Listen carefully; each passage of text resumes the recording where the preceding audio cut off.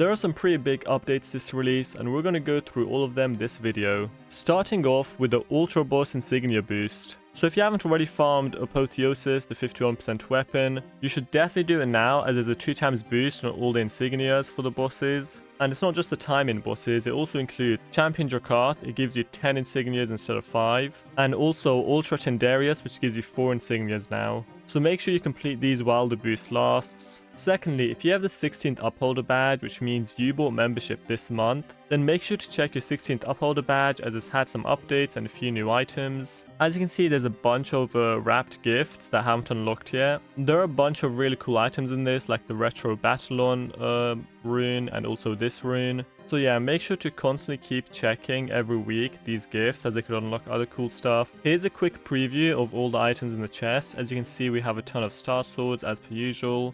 Then we also have a few newer weapons that they've added in just this week. And of course, there'll also be newer items they'll be adding next week and the week after, which will be the wrapped gifts. And this is the set I'm wearing right now, the Platinum Bright Flame set. This is the pet, and these are the runes, and these are the yet to be unlocked stuff. And finally, this is the house pet. And of course, we've also had some new items added to the 10k chest this week. So here's just a quick preview of all the stuff that's currently in it, like all of these swords and all these weapons. A lot of these were here already the past weeks. The 10k chest this month is actually pretty good. It has a lot of really cool weapons, and also it just has a ton of items in general, whether you like some or whether you don't like others. It's just completely stacked, and of course it comes with the class Martial Artist. So if you don't want to farm that, but at least you want to check it out, you can always get it from this chest.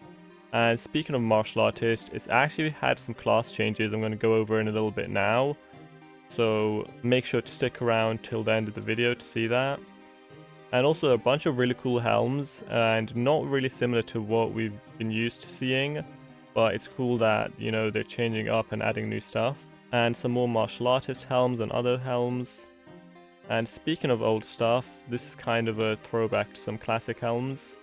And of course the classic AQW hair. This is probably one of the biggest 10kc chests I've seen, not including the one from a few years ago, which had like 2 10kc chests in one. I think it was the Chaos one and also the Naval one.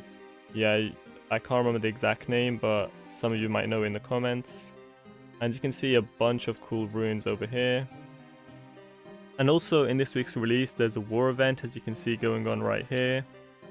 There is a shop that's already unlocked, and it actually has some really cool items like these weapons, which can give you a 60% chaos boost.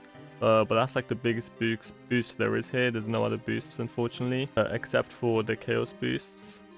But yeah, there'll also be some shops unlocked once you reach 25% and 75% war completed, of course. And finally, if you haven't already, make sure to get your 500 ACs from Cicero.